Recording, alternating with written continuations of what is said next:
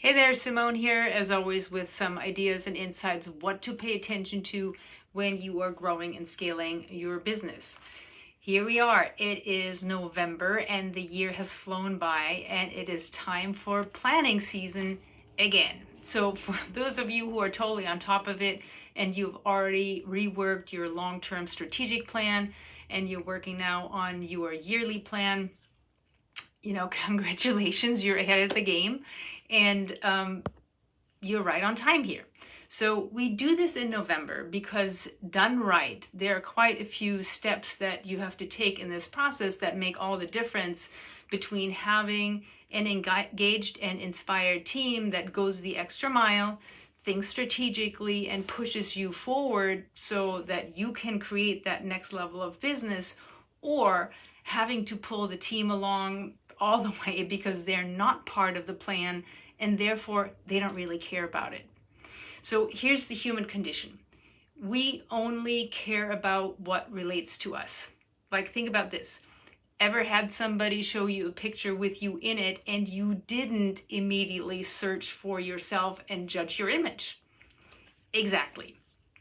So while it is absolutely your job as the CEO to set the direction and provide crystal clear clarity, if this is not a collaborative process that involves everybody right down to your cleaning crew, you're missing the point. So, of course, you might be thinking, is this going to cost you a whole bunch of time? Absolutely. But what's going to cost you even more is if you don't do it.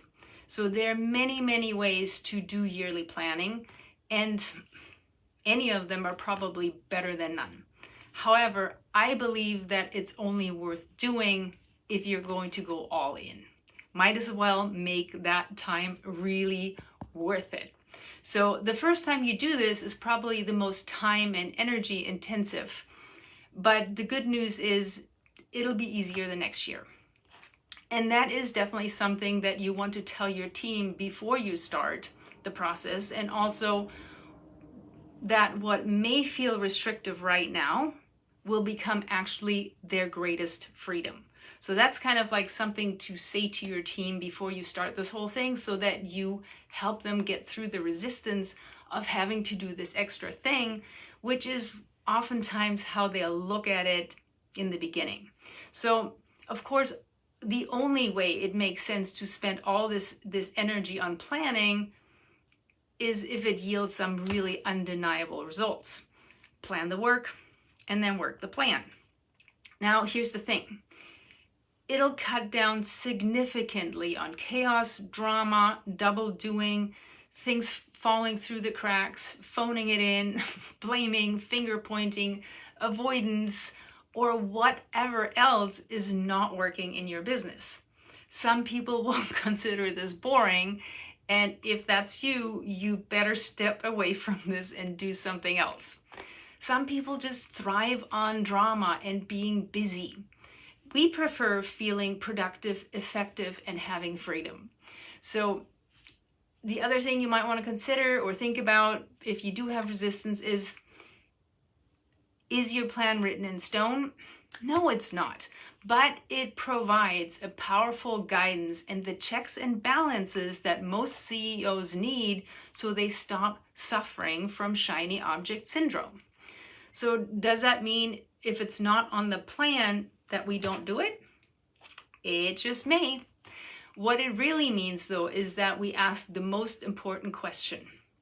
Will this change in direction, or this added project or expanded offering make us more focused or stronger, or is it going to distract and weaken our efforts?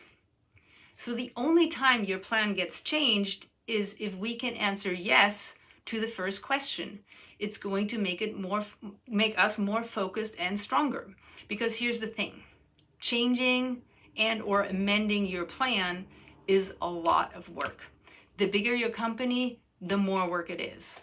So the only time you'll change your plan is when the new opportunity has been thoroughly vetted, because then the plan will need to change on every single level of your organization, since that's the only way we can make sure that the entire team can support that change, and that's the only way that that change can be successful.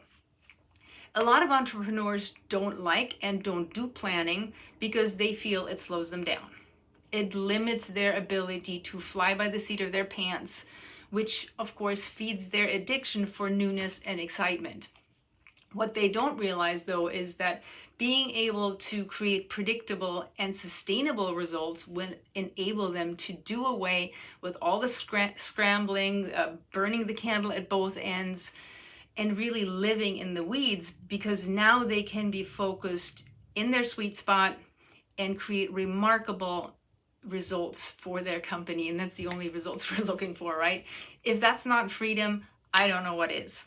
So if this is something you are still struggling with and you need just a little bit of help to get started and start heading in the right direction, we have a brand new training out that addresses all this in detail. So in the training, I'll explain each of the 4 steps that make up our multi-million-dollar system in vivid detail so that you can be equipped with all the knowledge that you need to get started. So I invite you to go to bulletproofstartups.com, and check out the training there, and I will see you on the inside.